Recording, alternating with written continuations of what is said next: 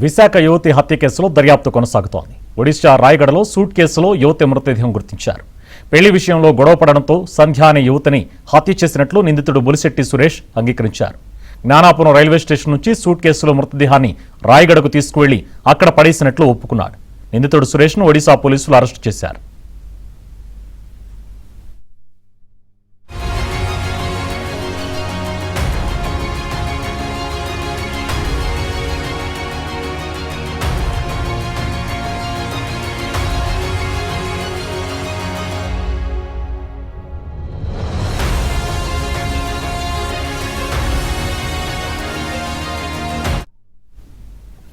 విశాఖ యువతి హత్య కేసులో దర్యాప్తు కొనసాగుతోంది. ఒడిశా రాయగడలో సూట్ కేసులో యువతి మృతదేహం గుర్తించారు. పెళ్లి విషయమై గొడవపడడంతోనే సంధ్య అనే యువతిని హత్య చేసినట్లు నిందితుడు బొలిశెట్టి సురేష్ అంగీకరించారు. జ్ఞానాపురం రైల్వే స్టేషన్ నుంచి సూట్ కేసులో మృతదేహాన్ని రాయగడకు తీసుకెళ్లి అక్కడ పడేసినట్లు ఒప్పుకున్నాడు. నిందితుడు సురేష్ను ఒడిశా పోలీసులు అరెస్టు చేశారు.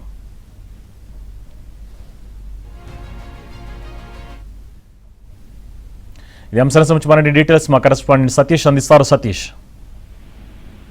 సుహాస్, విశాఖలో యువతి హత్య కేసు కలకలం రేపుతుందని చెప్పుకోవచ్చు. ఎందుకంటే విశాఖలో పెందుర్తి ప్రాంతానికి చెందిన సంధ్య అనే యువతి హత్య కేసుగా కేసు నమోదు కావడంతో ఒక్కసారిగా కుటుంబ సభ్యులు సైతం వెలికి పడుతున్నారు. ఎందుకంటే 2 రోజుల క్రితమే గత నెల 25వ తేదీన ఆమె మిస్సింగ్ అవడంతోనే ఈ వ్యవహారం అంతా బయటకు రావడం తెలుస్తుంది. అయితే ఈ వ్యవహారంలో ఎవరైతే ఇప్పుడు ప్రస్తుతం నిందితుడిగా భావిస్తున్న సురేష్ కి సంధ్యకి ఏ విధమైన పరిచయం అయింది, వీరిద్దరి మధ్య ఏ విధంగా సాన్నిధ్యం మొదలైంది అనేది పోలీసులు చాలా లోతుగా దర్యాప్తు చేశారు. అయితే ఈ వ్యవహారం వెనుక విశాఖ నుంచి సుమారు ఒడిశా రాయగడ ప్రాంతానికి సూట్ కేసులు ఇక్కడి నుంచి మృతదేహం తరలించి అక్కడ పడేసినట్లు ఒడిశా పోలీసులు గుర్తించారు. అక్కడి నుంచి దర్యాప్తు మొదలైంది. అసలు ఈ మృతదేహం ఎవరిది, ఎక్కడి నుంచి వచ్చింది, ఎలా వచ్చింది అనే కోణంలో దర్యాప్తుగా విశాఖలోని పెందుర్తి ప్రాంతానికి చెందిన యువతగా గుర్తించారు. ఇక్కడ ఉన్న పోలీసులతో వాళ్ళు ఒక పక్క సెల్ ఫోన్ లొకేషన్, అదే విధంగా ఈ యొక్క యువతి తాలూకా ఆధారాలను సేకరించే పనిలో చేయగా ఇక్కడ సురేష్ అనే వ్యక్తితో ఆమె సాన్నిహిత్యంగా ఉండేది. వీరిద్దరి మధ్య పరిచయం ఉందని తెలుస్తుంది. అయితే సురేష్ కి అప్పటికే మ్యారేజ్ అయింది. ఆమె కూడా గర్భవతి కావడంతో పుట్టింటికి వెళ్లడంతో ఈమెతో పరిచయం ఏర్పడింది అన్నట్లు సమాచారం మనకు తెలుస్తుంది. అయితే ఈ కోణంలోనే వీరిద్దరి మధ్య కూడా సాన్నిహిత్యంగా వీళ్ళు మెరగడం, అదే కాకుండా శారీరకంగా కలవడంతోనే వీరిద్దరి మధ్య పరిచయం పెరిగింది. అదే ఆ అమ్మాయి ఎవరైతే సంధ్య ఉందో ఆ సంధ్య తనను పెళ్లి చేసుకోవాలంటూ కూడా సురేష్ పైన ఒత్తిడి తీసుకురావడంతో ఆమె పైన దాడికి తెగబడ్డాడు. ఆ దాడి క్రమంలోనే ఆమె అపస్మారక స్థితిలోకి వెళ్లిపోవడంతో ఆమె మృతి చెందినట్లుగా గుర్తించాడు.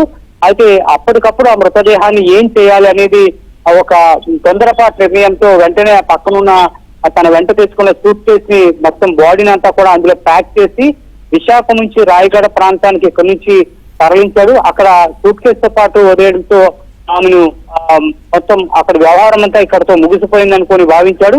అయితే అక్కడ ఒడిశా పోలీసులకు అక్కడ ఉన్న స్థానికులు ఇచ్చిన సమాచారం మేరకు అక్కడ ఒక యువతి మృతదేహం ఉన్నట్లుగా వాళ్ళకి లభ్యం కావడంతో వెంటనే అక్కడి నుంచి దర్యాప్తు ప్రారంభించారు. అయితే విశాఖలో సంబంధించిన ఈ యువతి సంధ్య మృతదేహంగా గుర్తించి అసలు సంధ్యకి ఎవరితో పరిచయం ఉందన్నట్లుగా వీరు మొత్తం వ్యవహారం అంతా కూడా కూపీ రావడంతో అసలు నిందితుడు సురేష్ ను గుర్తించారు. సురేష్ కూడా శంకరపాలెం ప్రాంతానికి చెందినవాడిగా గుర్తించి సురేష్ ను అదుపులో తీసుకుని విచారిస్తున్నారు. అయితే సురేష్ విశాఖపట్నంలో పోలీస్ స్టేషన్ లో ఆప్టింగ్ డ్రైవర్ ఎవరైతే హోంగార్డులు స్టేషన్ కి డ్రైవర్ రాలేనప్పుడు అదనంగా ఒక ఆప్టింగ్ డ్రైవర్ స్థానంలో ఈ సురేష్ ఉండేవాడని చెప్తున్నారు. కాబట్టి సురేష్ వ్యవహార శైలి కూడా బయటకు తీస్తున్నారు.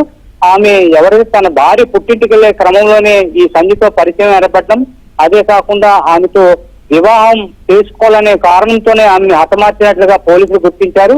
అంతేకాకుండా సురేష్ పైన మరేమైనా విధమైన కేసులు ఉన్నాయనే కోణంలో కూడా పోలీసులు దర్యాప్తు చేస్తారు. అయితే ఒడిశాలో మృతదేహం లభ్యం కావడంతో ఇది ఒడిశా పోలీసులు కేసు నమోదు చేసి ఈ రోజు దాన్ని ప్రెస్ మీట్ పెట్టే విధంగా కూడా వాళ్ళు నిర్ణయం తీసుకున్నారు. కాబట్టి సురేష్ ని కూడా ఒడిశా పోలీసులు అప్పగించడంతో సురేష్ ప్రెజెంట్ ఒడిశా పోలీసుల అదుపులో ఉన్నారు.